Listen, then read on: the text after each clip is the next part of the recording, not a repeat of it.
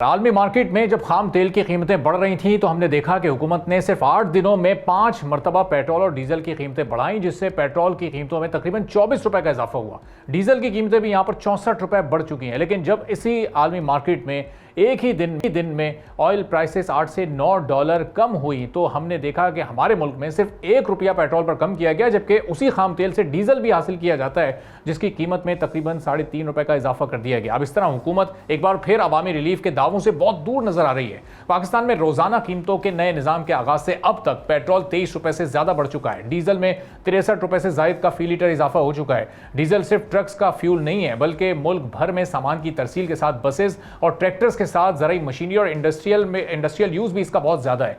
जब डीजल महंगा होता है तो फिर सब्जियां, फल, आटा, सीमेंट, स्टील, रोजमर्रा इस्तेमाल की तकरीबन हर चीज ही महंगी हो जाती है, जिसका फिर आखिर में बोझ आवाम के ऊपर ही पास किया जाता है। हुकूमत ने पेट्रोल की कीमत में बहुत ही मामूली कमी की है, लेकिन कीमत का बड़ा हिस्सा अब भी टैक्सेस के साथ मुतनाज़ लेवीज और मुख्तलिफ चार्जेस पर मुश्तमिल है। सिर्फ पेट्रोल पर 80 रुपए फी लीटर पेट्रोलियम लेवी और 5 रुपए क्लाइमेट सपोर्ट लेवी वसूल की जा रही है। इसके अलावा 17 रुपए कस्टम्स ड्यूटी के साथ इनलैंड फ्रेट मार्जिन 7 रुपए फी लीटर है। फिर ऑयल मार्केटिंग कंपनीज का मार्जिन तकरीबन 8 रुपए और डीलर्स का मार्जिन भी तकरीबन 8 रुपए 64 पैसे है, जो कि अब कुछ दिन में मजीद बढ़ जाएगा, जिस पर इस वक्त भी हुकूमत और पंप ओनर्स का इस मार्जिन को 10 रुपए तक बढ़ाने पर तनाजा खड़ा है। इन सारे टैक्सेस और ड्यूटीज के बाद पेट्रोल की कीमत 334 रुपए से भी जायद फी लीटर इस वक्त हमारे मुल्क में मौजूद है। दूसरी जानिब आलमी मंडी में कमी हुई है और वो दबाव अभी भी हमारे मुल्क में लेकिन बरकरार है। ब्रेंट खाम तेल तकरीबन 86 डॉलर, WTI 81 डॉलर फी बैरल के करीब आ चुका है। मशरिक़ वस्ता की कशीदा सूरत हाल और सप्लाई के खदशात आलमी कीमतों को ऊपर तो रखे हुए हैं, लेकिन जब ये नीचे आती हैं तो फिर वो पास ऑन रिलीफ नहीं किया जाता, जिसका असर पाकिस्तान के रोजाना कीमतों के निज़ाम में फौरी तौर पर नजर आ रहा है। नए निज़ाम का मकसद आलमी कीमतों के मुताबिक फौरी रद्द-ए-अमल देना है, लेकिन इसका मतलब यह भी है कि अब आवाम और कारोबार को हर रोज बदलती कीमतों के साथ खुद को एडजस्ट करना पड़ेगा। खासतौर पर ट्रांसपोर्ट और इंडस्ट्रीज के लिए कॉस्ट का अंदाजा लगाना अब बहुत मुश्किल हो गया है, क्योंकि रोजाना इसमें रद्द-ओ-बदल है। ये रोजाना पेट्रोल की कीमत के तयन की पॉलिसी क्या एक बेहतर और दुरुस्त ऑप्शन है या फिर ऑल्टरनेट ऑप्शंस भी मौजूद थे? चूंकि तमाम स्टेक होल्डर्स को इस पर एतराज़ात हैं, इस पर हम गुफ्तगू करेंगे। अशफाक तोला साहब साबिक वज़ीर मुमलिकत हैं, माहिर माशियात हैं, हमारे साथ मौजूद हैं। अशफाक साहब, बहुत शुक्रिया प्रोग्राम के लिए, आपने वक्त निकाला। अब ये 10 दिन पहले ये फैसला होता है कि रोजाना पेट्रोल की कीमत का तयन होगा। अब तयन मतलब कमी भी होगी, ज्यादा भी होगा। सिर्फ 2 बार कमी हुई 35 पैसे की और 1 रुपए की, और जब बढ़ रहे हैं तो हम देख रहे हैं कि कुल मिला के 25 रुपए का इजाफा हो चुका है। क्या हुकूमत के पास कोई और बेहतर ऑप्शन मौजूद था या यही लास्ट ऑप्शन रह गया था? जी, बिस्मिल्लाहिर्रहमानिर्रहीम। Thank you very much Arbaaz साहब। 2-3 चीजों पे आप बड़े अच्छे मुद्दे उठाए हैं। देखिए, अभी जो प्राइसिंग मैकेनिज्म है वो टाक्स की सिंगापुर एवरेज पे होता है, जो डीजल का और पेट्रोल का जो अरब जो इसके लाइट कहते हैं ना, उसके जो एवरेज होते हैं 7 मूविंग डेज का, वर्किंग डेज का। और ऑब्वियसली जो 7 डेज के जब आपने फिक्स किया था तो ऑब्वियसली जो 5वां और 6ठा और 7वां दिन था ना, उसमें रेट कम थे 1 कशीदगी से पहले के, क्योंकि उस वक्त पिछले 5 दिनों का आपने किया, 7 दिनों में किया, और कशीदगी के बाद 2 दिन 3 दिन बहुत बढ़ गए थे, और उसके बाद अब ये स्लाइड नीचे आ रहे हैं।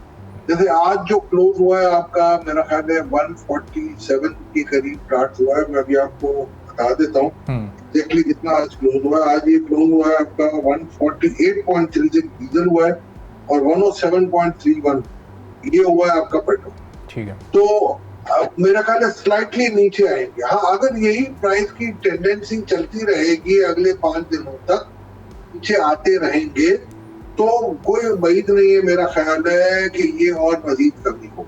बट इसमें वजाबे की वजह ये थी कि जब आपने ये शुरू किया था प्राइसिंग मैकेनिज्म, तो उसमें उस वक्त के 90-95 ये वाले रेट थे, वो उनकी एवरेज बन रही थी, और जब बाद में एक दिन का इजाफा हुआ और ऊपर से एक दिन निकलना शुरू हुआ तो वो एवरेज बढ़नी शुरू हो गई, तो ऑब्वियसली इसका इम्पैक्ट आपको ऊपर आना शुरू। अब ये तो रहा, ये जो प्रेजेंट मैकेनिज्म, उसमें ऑब्वियसली आप देखते हैं कि प्राइस मैकेनिज्म क्या था, वेटेड एवरेज क्या बना, आपने ट्रांसपोर्टेशन क्या लिया, पेट्रोलियम लेवी क्या लिया, बाकी चीजों का प्रीमियम क्या दे रहा है PSU, ये सारी चीजें हम देखें। अब आगे सवाल के क्या ये मैकेनिज्म ठीक है कि नहीं। अब ये तो एक्चुअल उन प्राइसेस पे हो रहा है अरबाज साहब के जो प्लांट्स के बेसिस पे है और जो इंटरनेशनली वेरीफाई है। अब आ जाए दूसरी तरफ, 2001 से पहले बाकायदा प्राइसिंग फार्मूले बनते थे और रिफाइनरीज जो होती थी ना, वो आप रिफाइनिंग मार्जिन पे काम। रिफाइनरीज का ये होता है कि वो क्रूड ऑयल मंगाती हैं, क्रूड ऑयल को फिर वो यहाँ अपने आप प्रोसेस करती है और डिफरेंट प्रोसेसेस से गुजर के डिफरेंट प्रोडक्ट्स आते हैं। जैसे सपोज कर ले 30% के करीब आपका जो आता है, 32-33% के करीब आपका पेट्रोल निकलता है, फिर उसके बाद ऊपर आप जाते हैं तो डीजल केरोसिन निकलता है, फिर नाफ्ता निकलता है और आखिरी में जो बच जाती है वो होती है आपकी फर्नेस ऑयल। अब रिफाइनिंग करना, क्योंकि आपकी कुछ रिफाइनरी बहुत आउटडेटेड है और कुछ रिफाइनरी जो है आपकी वो अपडेटेड है। तो जो आउटडेटेड रिफाइनरीज है उनका मतलब ये हो रहा है कि उनकी रिफाइनिंग नहीं सही चल रही है और उनका जो फर्नेस ऑयल है वो ज्यादा। अच्छा, पहले फर्नेस ऑयल की खपत ज्यादा थी बिकॉज कि आपके काफी आईपीपी जो होते थे वो फर्नेस ऑयल के बेस पे।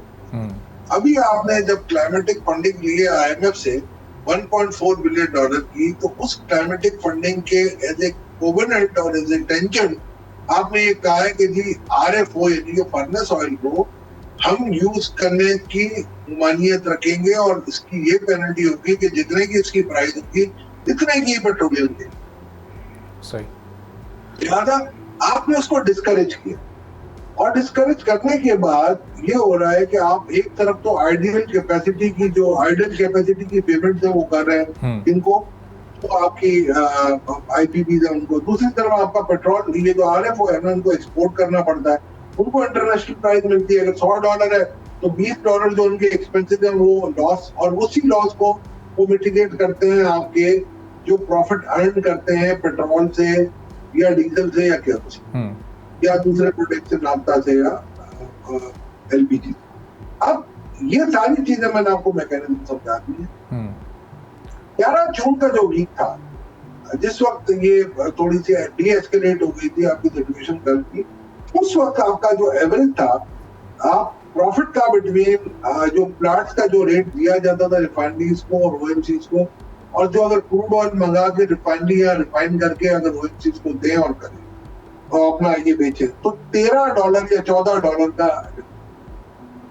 अब अगर आप देखेंगे तो ये श्रिंक होके $3-4 पे रह गए। उसकी चंद वजूहत ये है कि हमारी एक दो रिफाइनरी है जो बहुत ही आउटडेटेड है और जिसमें आपका आरएफओ ज्यादा निकलता है और उसकी वजह से हमारा ये इम्पैक्ट आता है कॉस्ट का। अगर एफिशिएंट रिफाइनरी को देखें तो वो तो $15 से $20 बचाते और आज भी वो $6-7 आराम से बचाते। तो मेरे कहने का मकसद ये इनएफिशिएंसी की जो कॉस्ट है वो आराम से रिकवर है।